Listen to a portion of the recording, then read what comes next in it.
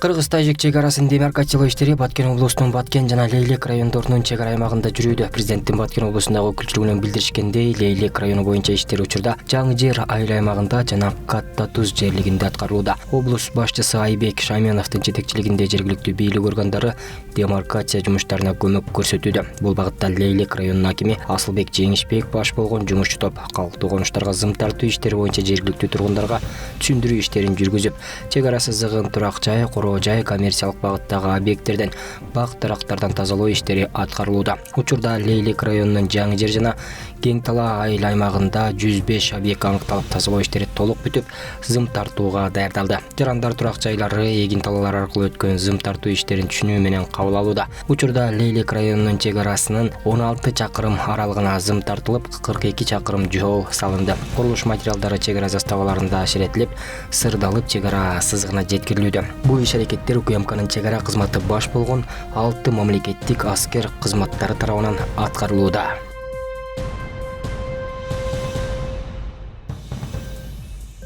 Биринчи октябрдан тарта пенсия жогорулайт. Бул тууралуу социалдык фонддун пенсия жана тарифтик саясат башкармалыгынын башчысы Жылдыз Кулжанова биринчи радионун түз эфиринде билдирди. Анын айтымында пенсиянын камсыздандыруу бөлүгү 10% жогорулап, мында жогорулатуу эң төмөн дегенде 600 сомду түзөт. Жыл сайын пенсия жогорулатылып жатканда пенсияны жашоо минимумуна жеткирүү үчүн бардык кадамдар жасалат.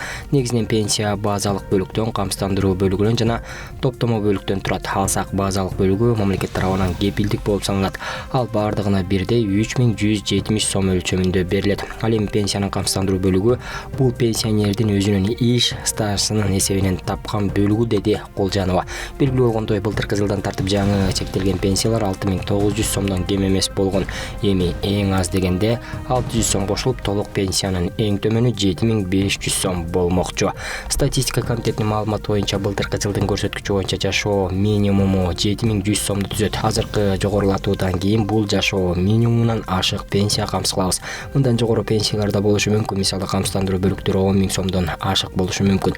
Анда булардын жогорулатуусу да алгылыктуу болот, деди ал. Ошондой эле социалдык фонддун өкүлү жарандарга кайрылып, камсыздандыруу төгүмдөрүн ачык айкын көмүскөдө калтырбай төлөө керектигин кошумчалады. Анткени көмүскөдө калтырылгандар пенсияга чыгарда камсыздандыруу стажы жетишпей, пенсиянын көлөмү аз болуп калууда. Эскерте кетсек, Кыргызстанда 2017 жылдан тартып пенсияга чыгуу үчүн адамдардын жеке кабинети түзүлгөн. Мында жарандар пенсияга чыгуу үчүн автоматтык түрдө өз документтерин тиркеп жиберсе, социалдык фондко келбестен эле пенсия чектелип берилет. Бул жеке кабинетке түндүк портал аркылуу жеткиликтүү.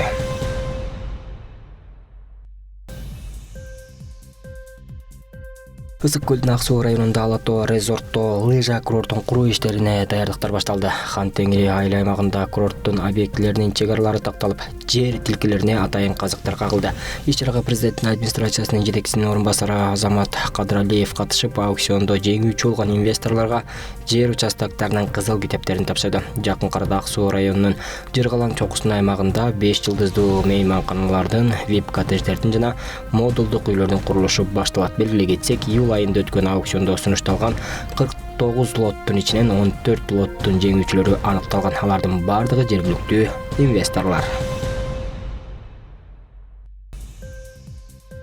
2025 жылдын башынан тартып 91188 наристеге балага сүйүнчү төлөндү. Бул тууралуу Эмгек, социалдык камсыздоо жана миграция министрлигинен билдиришти. Маалыматта белгиленгендей, 2025 жылдын 1-сентябрына карата бала төрөлгөн учурда берилүүчү балага сүйүнчү бир жолку жөлөк пулуна 365 миллион 994 миң сом төлөндү. Бул каражат 91188 жаңы төрөлгөн балага төлөндү. Анын ичинде бир мезгилде 3 же андан көп төрөлгөн 27 3 эмге жалпы суммасы 1 миллион 350 миң сом берилди. Салыштыруу үчүн 2024 жылдын 1-сентябрына карата бул жөлөк пулга 388 миллион 977 сом каралып, 96 миң 934 балага төлөнгөн. Анын ичинен 27 3 эмге да 1 миллион 350 миң сом берилген. Ведомствонун маалыматына ылайык, ар бир бала төрөлгөндө бир жолку төлөмдүн өлчөмү 4 миң сомду түзөт. Эгер бир убакта 3 же андан көп бала төрөлсө, ар бирине 50 000 сомдон төлөнөт. Эске салсак, бир жолку көчөлүк пулду алуу үчүн калкты тейлөө борборлоруна же жарандык абалдык каттоо органдарына кайрылуу зарыл. Акча каражатын РСК жана Айыл банктын каалаган филиалдарынын кассасы аркылуу арыз берген күндөн тартып 6 айдан кеч эмес мөөнөттө алуусу керек. Балага сүйүнчү бир жолку төлөмүн алуу үчүн керектелүүчү документтер өзүңүзгө таандык жеке паспорт жана баланын туулгандыгы тууралуу күбөлүк. Өтүнмө берилгенден кийин каражат 2 иш күн ичинде банктык эсепке которулат. Жарандар арыз толтурууда уюлдук телефон номерди туура көрсөтүүсү зарыл, себеби акча которулгандан кийин байланыш номерлерине SMS билдирүү банк аркылуу жөнөтүлөт.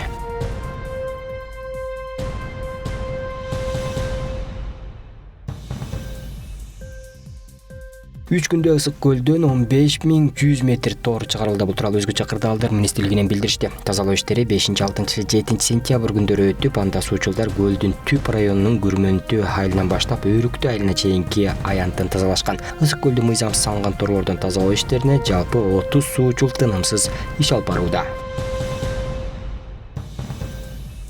Нарындагы Ленин көчөсүнө асфальт басуу иштери башталды. Бул тууралуу транспорт министрлигинен билдиришти. Маалыматка ылайык, Нарын шаарындагы Ленин көчөсүнө асфальт төшөө иштери башталды. Жеринде жалпы 87 техника жана 72 кызматкер иш алып барууда. Белгилей кетсек, буга чейин Нарын шаарындагы Ленин жана Шералиев көчөлөрүндө жүрүп жаткан курулуш иштерин транспорт жана коммуникациялар министрлигине караштуу Кыргыз автожол түндүк мамлекеттик ишканасы улантаары айтылган. Бүгүнкү күндө курулуштун сапатына жана графиктин аткарылышына өзгөчө көңүл буруу тапшырмасы коюлду. Ленин көчөсүнүн узундугу 9,5 чакырымды түзөт.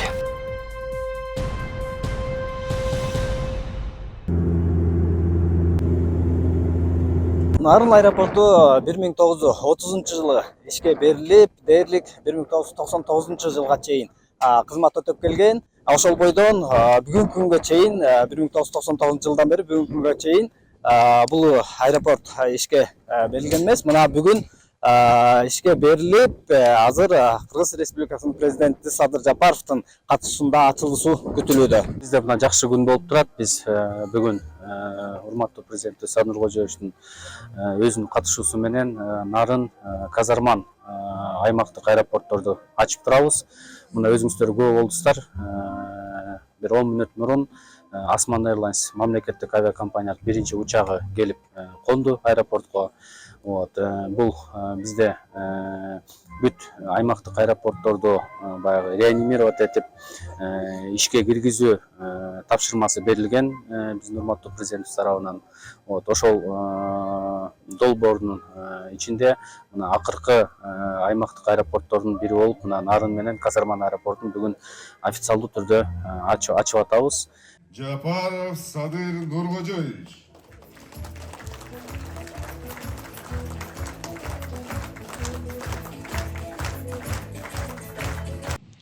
Урматтуу кыргызстандыктар, Кыргызстан авиация жаатында эл аралык деңгээлде да ишенимдүү кадамдарды таштап жатат. Европа биримдигинин кара тизмесинен чыгуу боюнча акыркы этапка келдик. Алдыда 7 октябрда биздин жарандык авиация агенттигинин делегациясы Брюсселде Еврокомиссия менен маанилүү жолугушууларды өткөрүшөт.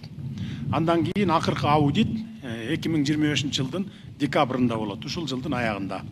Ошентип 2006 жылдан бери жабык турган Европа асманы Кыргызстан үчүн кайрадан ачыларына биз бекем ишенебиз. Биздин аэропортторубуз Европа өлкөлөрүнө 20 жыл бою жабык туруп, эми Кудай буйрса мына кайрадан ачылат. Бул өлкөбүз Европа өлкөлөрүнүн миллиондогон туристтер үчүн жеткиликтүү болот дегенди билдирет. Буйрса Кыргызстан таза табиятты, көөнө маданиятты жана жаңы багыттарды жогору баалаган ири рынокко чыгат.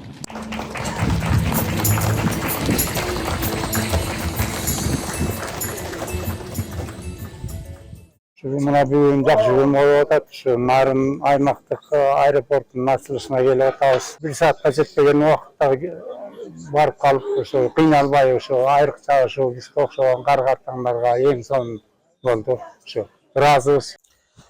Мына өзүңүздөр көрүп болгондой, Кыргыз Республикасынын президенти Садыр Жапаровдун катышуусунда Нарын шаарындагы аэропорту жана Казарман районундагы аэропортунун ачылыш аземи болуп өттү. Эске сала кетсек, Казарман аэропорту онлайн түрдө президенттин катышуусу менен өткөрүлдү.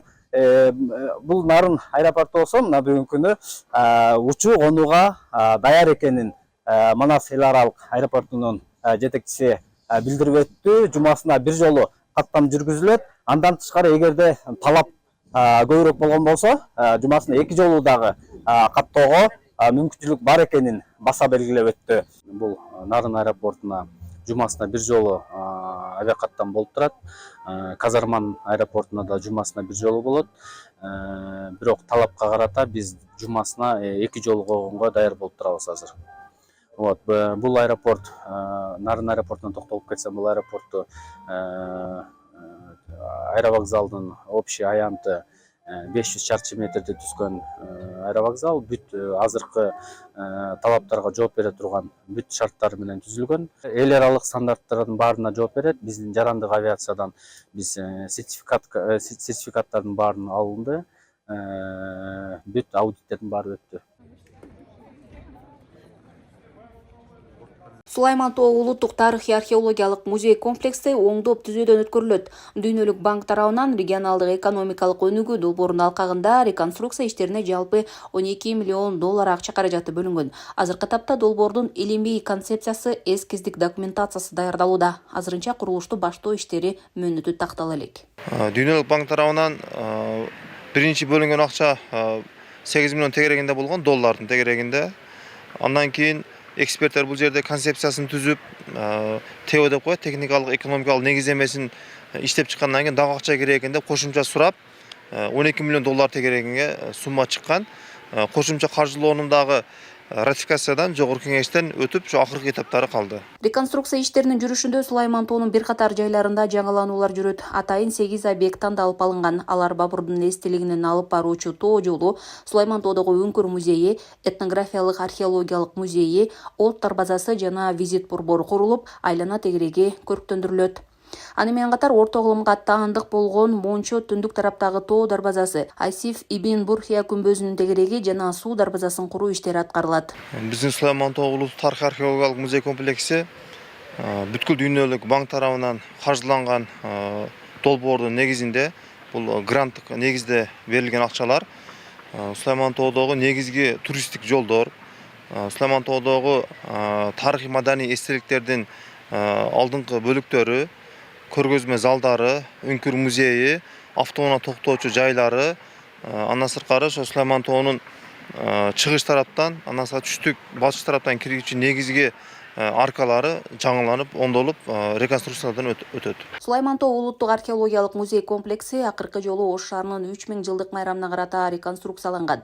Аталган тоо ЮНЕСКОнун бүткүл дүйнөлүк мурастар тизмесине кирген өзгөчө коруктагы аймак болгондуктан реконструкция иштеринде тарыхый жана маданий мурастарды сактоого өзгөчө көңүл бурулган. Ар бир архитектуралык жана курулуштук чечим эл аралык эксперттердин катышуусу жана макулдугу менен кабыл алынат. Сулайман Тоосу акыркы жолу Ош шаарынын 3000 жылдык мааракесинде толук кандуу реконструкциядан өткөн. Андан бери Сулайман Тоодо мындай масштабтуу түрдө реконструкция жүрө элек. Себеп дегенде бул каржылоонун негизинде ушундай мелер өткөн эмес, бирок баягындай текущий деп коет, ошондой иштер жүрүп турган. Шаар тургундары Сулайман Тоо оңдолуп, зыяратчылар үчүн жагымдуу шарттар түзүлсө жакшы болот эле дешет. Шаар тургундары бул жаатта өздөрүнүн пикирлерин билдиришти. Лестницаны оңдосун, баг отургузсун, жаштар, карылар баардыгы ушуну сүйүшөт. Жакшынакай кылып туш тарабына лестница чыгарып оңдоп берсе кандай сонун болмок. Азыркы убакта Сулайман Тоосунда бизге окшогон кары картаңдарга шарт түзүп берсе, биз дагы барып чыгат элек. Мурда жаш кезибизде чыкчу элек, 5-6 жыл болду чыга албайбыз. Тепкичтерин оңдоп, азыркы талапка ылайык кылып берсе, бизге дагы жакшы болот эле. Биз дагы неберелерди эрчитип келип, зыярат кылсак жакшы болот эле Сулайман Тоого. Колдо бар алтын баркы жок деген сөз бар. Ага жеткирбей ушул Сулайман Тоонун мүмкүн болушунча келген туристтер кайрада кийинки жылда келе тургандай болуп, кайра дагы Ош Сулайман тоосун көрсөм экен деген ниетпен дагы кийинки жылда келе тургандай бир ошол акыбалга жеткиришибиз керек да, менин оюм. Белгилей кетсек, буга чейин Ош шаарынын мэри Сулайман тоо каралбай калгандыгын белгилеп, тоону шаардын балансына өткөрүү алуу сунушун айткан. Шаар бийлиги тоонун түндүк батыш тарабындагы 62 эски турак жайды көчүрүп, ордуна коомдук эс алуу жайларын курууну демилгелеген. Учурда долбоордун илимий концепциясы жана долбоордук сметалык документтерин даярдоо иштери баскычына жетип калды. Анын негизинде Сулайман тоонун бир катар тарыхый жана маданий жайлары жаңыланат. Гүлжан Ажиматова, Алишер Мусажалил уулу, Ош шаары.